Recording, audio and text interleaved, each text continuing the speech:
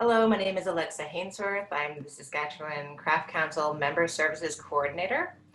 Thank you, Sask Galleries, for hosting Art Now 2020 Fine Art Fair. Today we are speaking with Mary Lynn Podiluk of Mary Lynn Podiluk Fine Art Jewelry and Goldsmith. Thanks for coming. Thanks for having us in your studio, Mary Lynn. Yeah, welcome. Introduction to Mary Lynn. She is a Saskatoon-based art jeweler and goldsmith who explores concepts of language and sound through traditional precious metals and contemporary materials. She received a BFA in jewelry design and metalsmithing from NSCAT University in 2012, and shortly thereafter won a Canadian National Jewelry Student Competition in Ottawa, Ontario. Her work has been juried in the last 4 Saskatchewan Craft Council Dimensions exhibitions, where she has received awards in Excellence in Fine Craft in 2013, Production Wear in 2015, and Innovation in Craft in 2019. Mary Lynn was named the recipient of the prestigious RBC Emerging Artist Award in 2019 at the Saskatchewan Arts Awards. She is a 2-time Niche Award winner in Washington, D.C., including 1 award for her teapot, Metal Language, which now resides in the CAM Teapot Foundation. Her work can also be found in the Saskatchewan Art Board Permanent Collection and the collection and estate of Carrie Fisher. I've always wanted to visit your studio, and today I want to thank you so much for letting us all in on what a fine jewelry studio is made of and how you get your work done. Tell us, what kind of materials do you work in? Well, as a jeweler and goldsmith, precious metals are kind of an obvious material. I work a lot in silver, but I am also trained in working in gold, which I actually prefer. The metal is really lovely to work in, but my work is a little bit more known in the more alternative and contemporary materials that I employ, mainly resin. And I have also been starting to work in silicone and will sometimes work in other materials like vitreous enamel or wood, but resin is my go-to alternative material that I use to complement the sterling silver. I can show you all of those goodies once we get moving. Sure thing, yes. How does one start a jewelry studio? Where do you begin if you're a new person to the craft and you want to build your studio?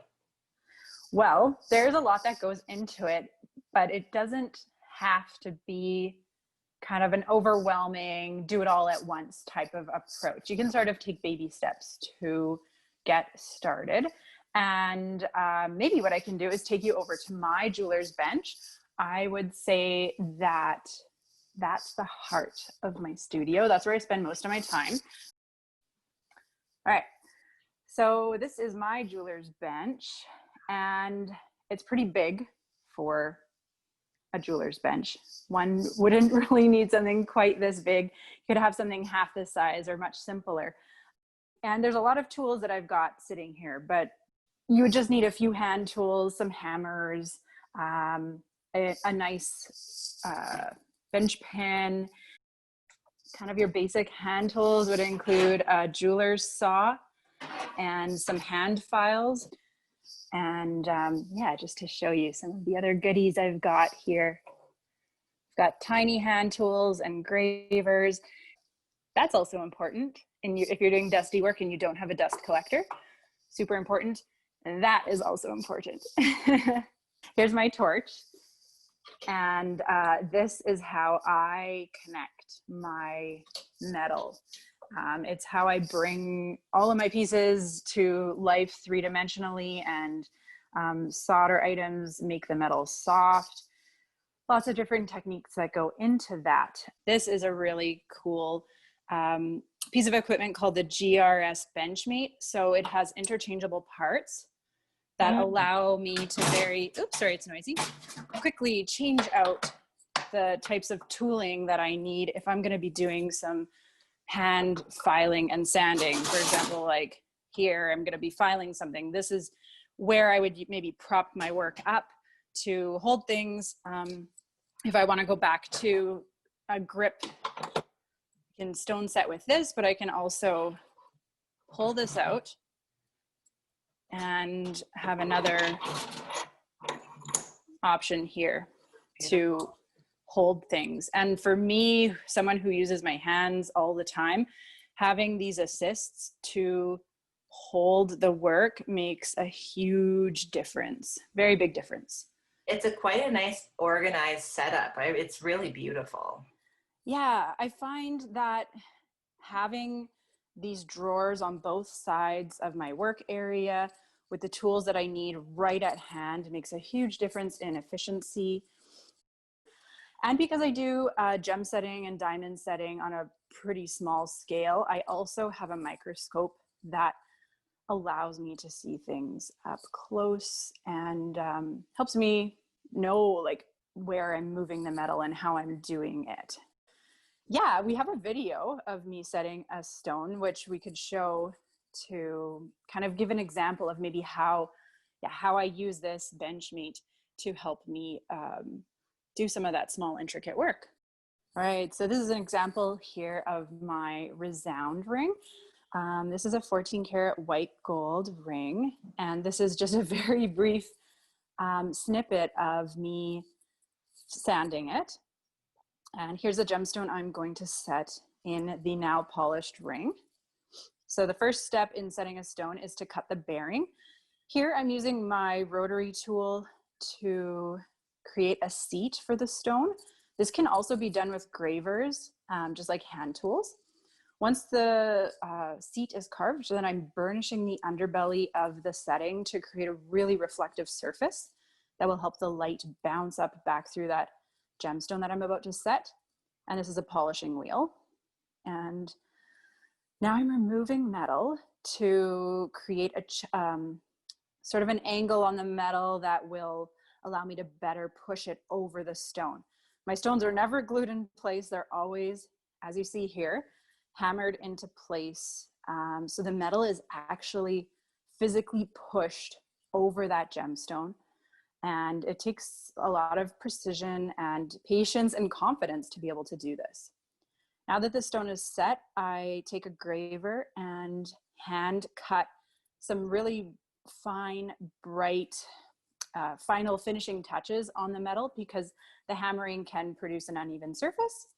And there it is. Then the photography happens. You do really great marketing and photography. I have to say that, you know, it's very beautiful and shows off your branding very well. So yeah, it takes certainly some experience when photographing jewelry because it's so reflective. There's a lot to kind of fight with in that regard, and trying to get a good, clean, crisp image, something I definitely strive for. But it can be a challenge for sure. yeah, like color and light is so much about what you do. Can you tell us, you know, why you are drawn to the materials you work with? I sort of started my artistic endeavors in painting, and I actually thought I would pursue painting as my sort of post-secondary education going into a career. But when I entered the jewelry studio at NSCAD University for the first time, I was just so excited and enthralled by it. What, I get to use hammers, I get to use fire. This is amazing. And so I just pretty much lived there for my entire time at university. And I wanted to figure out a way to bring color back into my work, initially starting with Vitreous Enamel. I can show you my little chest of drawers that features some of those enamels. So here are powders. I'm going to show you my favorite color. This is called bitter green. These are powdered glass, and they get sifted onto metal like copper or silver and fused in a kiln. And some of the pieces I created initially at school looked kind of like this, where we've got, this is actually copper forms with glass fused to that metal substrate. What I found though is that in producing these three-dimensional forms, the glass would often chip or crack. And so that's when I started to move into producing resin works. Here's some examples of some works coming up. And resin is similar in its aesthetic, but it's a completely different material and application of that material. What I find about resin is it just allows me to be so creative. I can work very three-dimensionally, and inadvertently, in being inspired by glass initially, I have found that I produce resin works that look like glass initially without that intention, but now I really embrace it because collectors and viewers are always so delighted to be made aware that the material isn't actually glass that I'm working in. Because the glass is so fragile and the resin is so lightweight.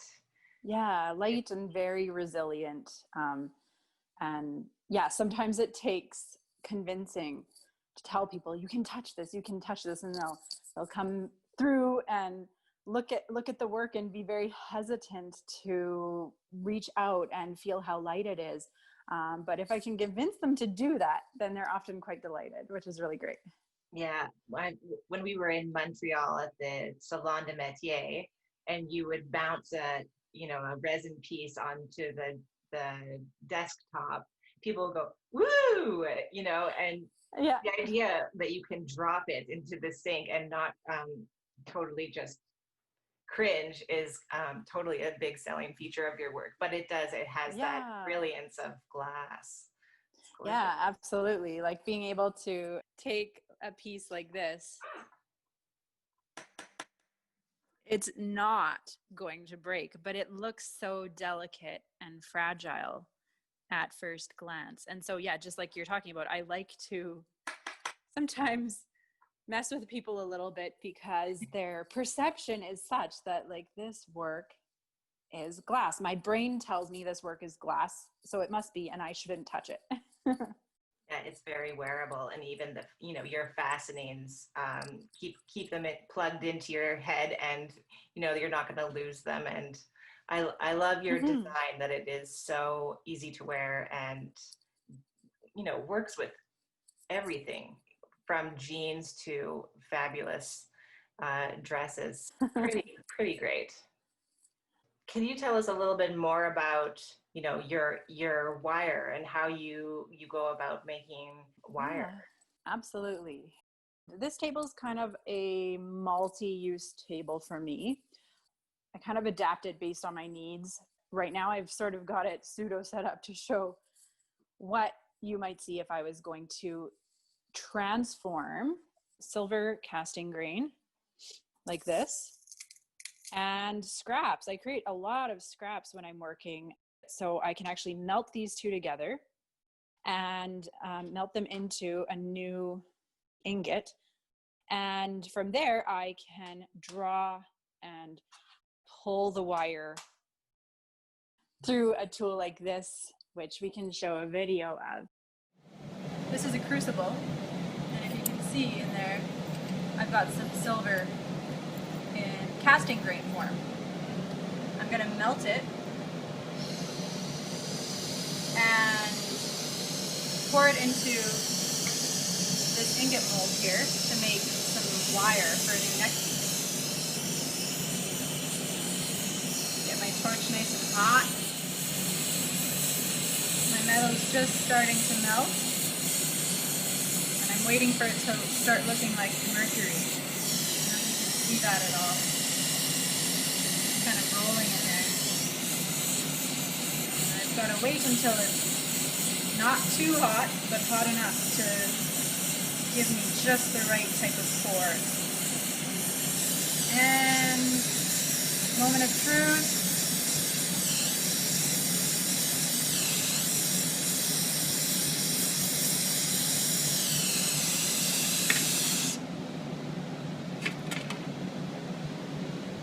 in there. It's nice and hot. So I've got my welding gloves on. Beautiful wire. Well, this is very thick wire. What I'll do next is put it through my rolling mill. Here's a bit of a time lapse of me doing this in way less time than it actually takes. I wish I could work that quickly. So each time I have to turn the wheel at the top about a quarter turn, and it's very slow. This also doesn't capture that as I go, I've got to re-soften that metal. And so I will take it back to my bench and anneal it with my torch until it's like not quite cherry red, kind of a rosy red color, quench it and keep going. So that gets it into a square wire, and that wire is still pretty thick. So if I want to get earring wire, I've got to also pull it through plates like this. And yeah, it gets attached to this vise, and then the wire actually gets physically pulled through this plate, and that produces wire. Wow, that's really incredible. That quick pour too was just like, woo, here we go. Yeah, I still always get nervous when I do it, because like you're working with molten metal, and what can sometimes happen, and I've learned to avoid this now, but if the mold isn't also heated, I don't think my video showed that I actually heat that mold, and sort of properly oiled, it can create like a temperature contrast. And I've had it where I'm pouring gold into one of those molds and it will get shocked, and they'll create a bit of an air bubble in the mold, and molten gold will like shoot everywhere in the studio. And yeah, I've got some scars in my dresses and stuff like that to show for it. Like, yeah, this hole was from molten gold. As long as the holes are just in your dresses and not in your arms, that's yeah. I think like, yeah, once it gets like hits the air, usually it's cooling down pretty quick, but it's very nerve-wracking when that happens. Can you show us a little bit now about your casting and some of your pieces that you do and your inspiration that you kind of work with for casting? Yeah, we'll take you to the next table, like workstation, where I spend a lot of time as well. My custom fume hood. So here's where I do all of my resin casting. These are some examples of molds. Yeah, I will do a lot of work in here, creating all of those like colorful pieces that I was showing you. The molds are all handmade. Something like this mold here, I pour liquid resin into the kind of sprues that I create.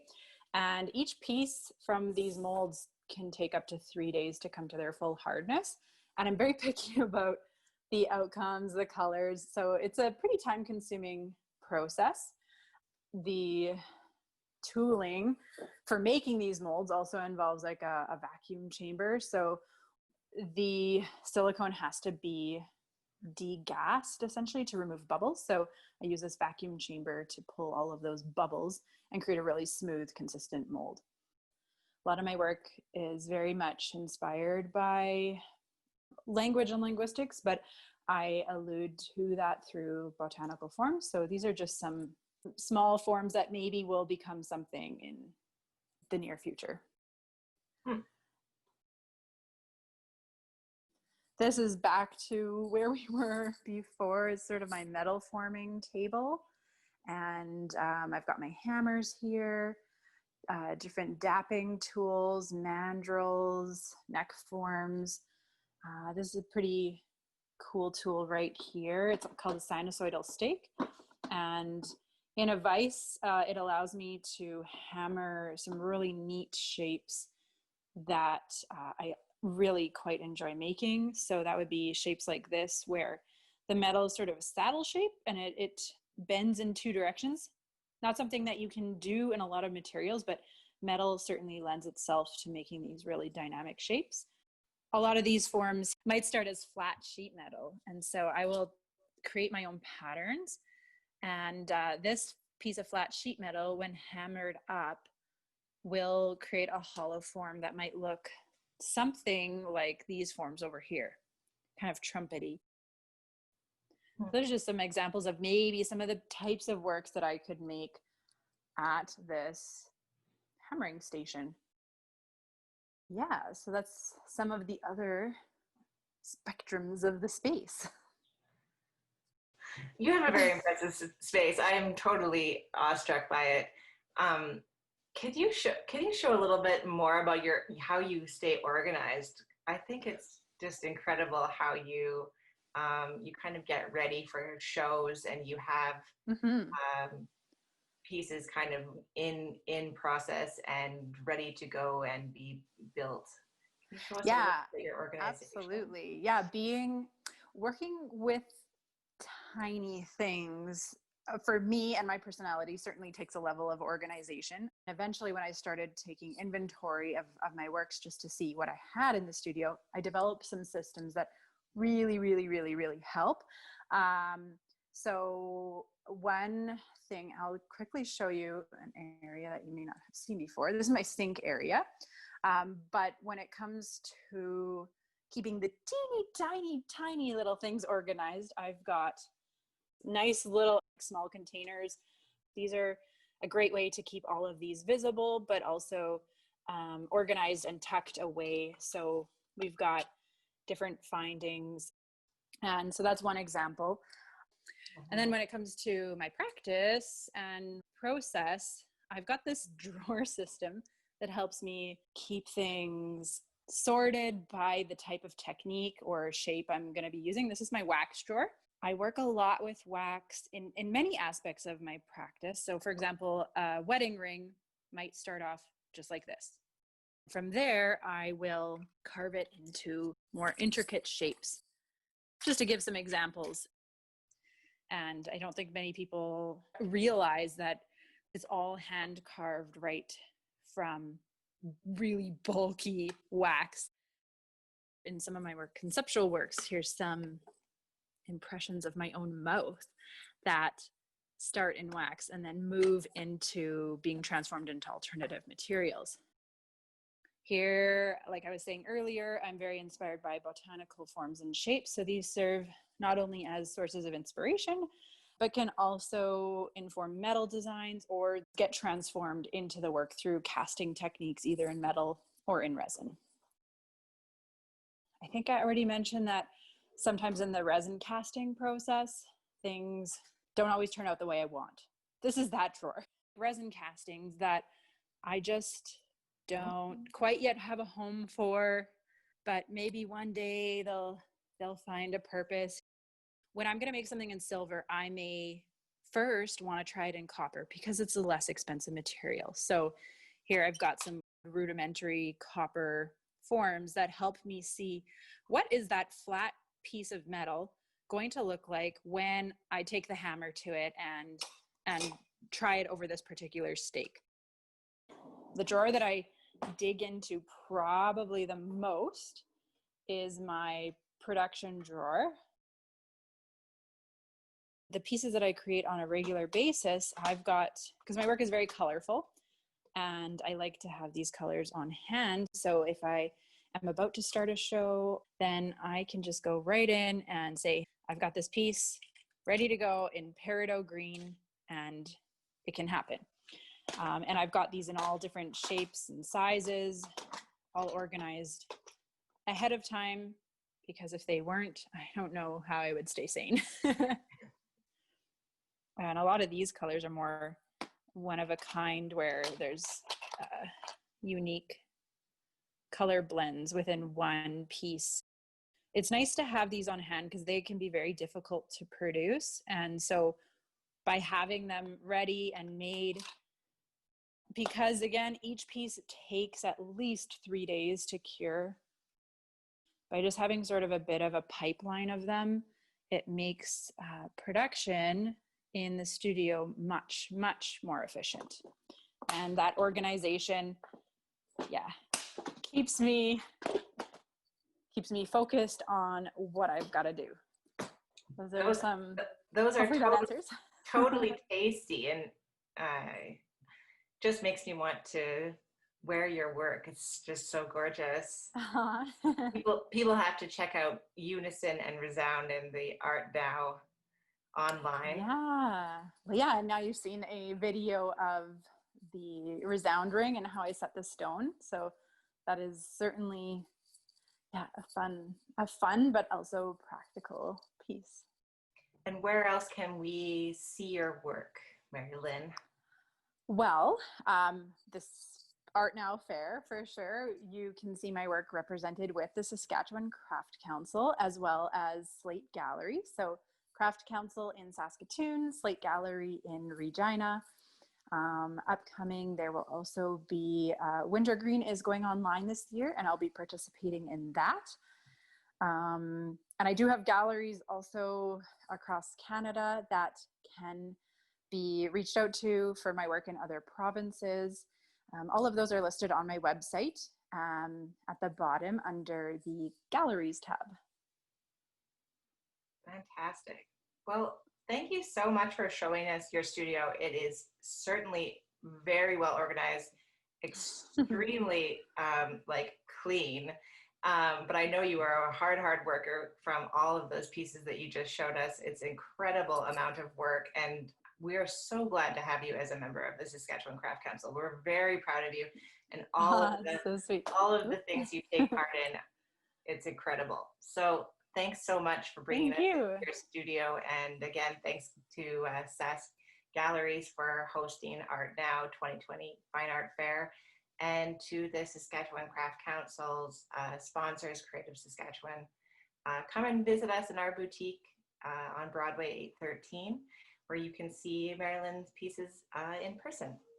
Yes, and absolutely. And very quickly back to starting out as a jeweler, that is one other recommendation I would have, is to become a Saskatchewan Craft Council member. I certainly can attest to the wonderful support and community that has been so gracious and welcoming to me in starting out my practice. So absolutely another recommendation from me. Thanks again, and Great. Talk to you soon. Yes, talk soon.